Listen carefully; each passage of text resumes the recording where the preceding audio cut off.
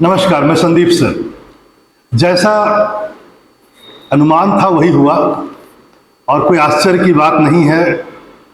और जैसा मैंने यहाँ पर वैसे 3 छोटे छोटे सेगमेंट बना रखे हैं। तो जैसा कि मैंने शुरुआत किया कि अनुमान यही था कि शी जिनपिंग नहीं आएंगे और चाइना ने डिक्लेयर कर दिया कि वो नहीं आ रहे हैं और उसकी जगह पर प्रधानमंत्री ली कीयांग आ रहे हैं। चीन के प्रधानमंत्री ली कीयांग, शी जिनपिंग नहीं आएंगे। G20 समिट जो 9 और 10 सितंबर को 9 और 10 सितंबर को दिल्ली में जो राष्ट्रीय अध्यक्षों का सम्मेलन है वो आयोजित। नीचे एक पॉइंट और भी लिखा हुआ है, ये इंडिया न्यूज से लिया गया है कि राष्ट्रपति जो बाइडेन ने निराशा जताई है, उन्हें लगा कि वो आएंगे। लेकिन वही बात है, बेवफाई असूल है चाइना का। कभी ये शब्द हम लोग पाकिस्तान के लिए यूज किया करते थे, अब चाइना के लिए। असल में चाइना एक तरह से कहा जाए कि खिसियाई बिल्ली खंबा नोचे, वो वाली स्थिति है। क्योंकि इससे जुड़ा हुआ जो मैंने दूसरा रखा हुआ, जरा ध्यान दें, ब्रिक्स समिट था साउथ अफ्रीका में। आप जानते ही हैं, कुछ दिन पहले ब्रिक्स समिट समाप्त हुआ, साउथ अफ्रीका में था। और जस्ट उसके एक दिन के बाद, ध्यान दीजिए, ब्रिक्स समिट के सिर्फ एक दिन के बाद चाइना ने अपना एक मानचित्र ये प्रेजेंट किया। और उसमें क्या किया इन्होंने, बहुत अच्छा से क्या किया, अरुणाचल प्रदेश और अक्साई चीन दोनों को अपना हिस्सा बता दिया। अब उसके बाद भारत की प्रतिक्रिया तो होनी ही थी। जयशंकर साहब ने जबरदस्त प्रतिक्रिया दी और चीन के राष्ट्रपति हो गए नाराज। देखिए, यदि गलत कीजिएगा तो परिणाम भुगतने के लिए तैयार रहिए। भारत अब उस दौर में नहीं है जिस दौर में वह किसी भी चीज को बर्दाश्त कर सके। वह भी सुरक्षा के दौर से, सुरक्षा के संदर्भ में यह तो नामुमकिन सी बात अब नजर आती है। और चीन को भी पता नहीं क्यों अब पाकिस्तान का स्थान लेने में मजा आ रहा है। यह भी एक गलत बात है, क्योंकि यह साफ दिखाता है शी जिनपिंग का ना आना। जिस ढंग से जयशंकर ने इसे कड़ा विरोध किया, या भारत ने, मैं कहूं, कड़ा विरोध किया इस मानचित्र का।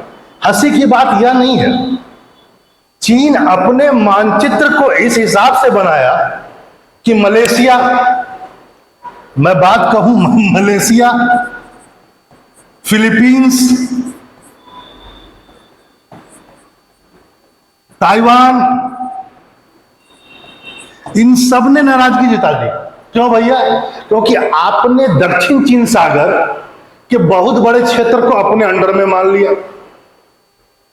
किसकी किसकी नाराजगी को हल करेंगे शी जिनपिंग, ये समझ में नहीं आता है। क्या G20 से दूर रहना, मैं आज उस शुतुरमुर्ग पक्षी का उदाहरण देना चाहता हूं जिसने, जो शिकारी की डर से अपनी आंखें या अपना गर्दन जमीन में कर देता है और सोचता है वह शिकार न हो। ऐसा हो सकता है? शुतुरमुर्ग बहुत बड़ा पक्षी है, अपनी गर्दन को या अपनी आंखों को मूंद लेने से आप शिकार से बच जाएंगे, यह संभव नहीं। जहां भारत के साथ सीमा विवाद बढ़ता जा रहा है, वहां इनके दक्षिण चीन सागर में भी सीमा विवाद बढ़ता जा रहा है। और अभी हाल के घटनाक्रम ने इसे और भी बढ़ा दिया। अब चाहे शी जिनपिंग आए या ली कीयांग आए, और वैसे भी G20 में ऐसा तो है नहीं कि सब देश के राष्ट्राध्यक्ष हमेशा आई ही हैं। कभी कोई आ जाता है, कभी कोई भी आता है, कुछ कारण हो सकते हैं।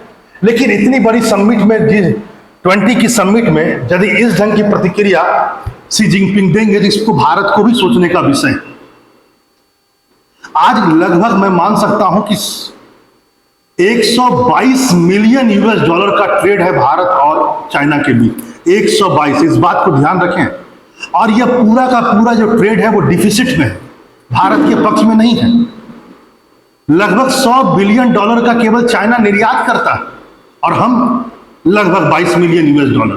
तो आज सोचने का विषय यह भी है, जिस ढंग से चीन ने भारत के G20 का एक तरह से कहूं मैं, बहिष्कार तो शब्द यूज नहीं होगा, लेकिन किनारा किया, यह हमें सोचने पर मजबूर करता है, हमारी राष्ट्रता पर प्रश्न चिन्ह भी लगाता है कि हम कैसे उनकी चीजों को परचेस करते हैं। लेकिन फिर उनके आंख मूंद लेने से कुछ नहीं होगा, न हमारे सोच लेने से कुछ होगा।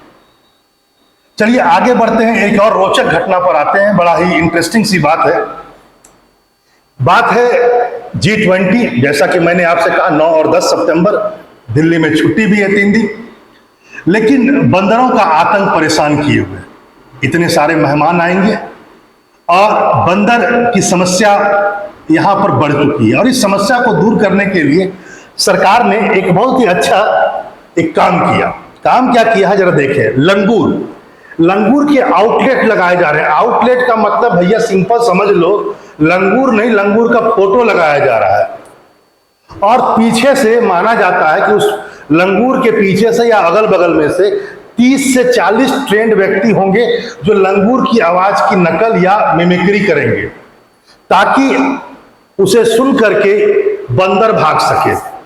चलिए बंदर भागे ना भागे, शी जिनपिंग तो भाग ही गए और पुतिन साहब भी नहीं आ रहे हैं, आपको पता ही है। लेकिन इतना जरूर विश्वास है मुझे कि लंगूर से बंदर भागते हैं, ऐसा हम लोग जानते भी हैं और ये प्रैक्टिकली देखा गया, डरते हैं वो।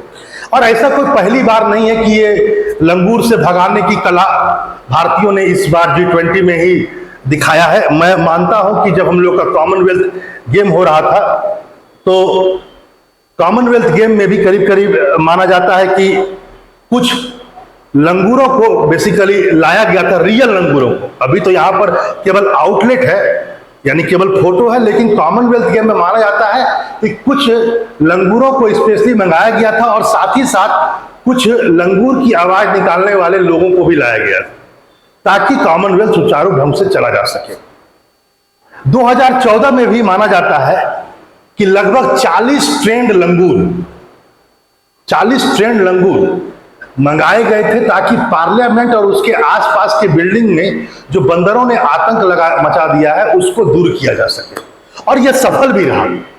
लेकिन यहां पर ध्यान यह देना है कि वहां पर उन दिनों 2014 में और कॉमनवेल्थ में असली लंगूरों को भी लगाया गया, और पार्लियामेंट में तो पूरा का पूरा 40 ट्रेंड लंगूर थे। क्या यहाँ पर लंगूर के फोटो देख करके क्या बंदर भागेंगे? यह एक सोचने का विषय है। लेकिन फिर भी पीछे से कुछ मिमिक्रीज होंगी। उम्मीद है जो ये बहुत बड़ा सम्मेलन भारत में हो रहा है, ये अच्छा होगा, सुचारू रूप से चलेगा। और चलिए ऐसे ही रोचक न्यूज के साथ हम लोग फिर मिलेंगे एक अच्छे घटनाक्रम के साथ। तब तक नमस्कार।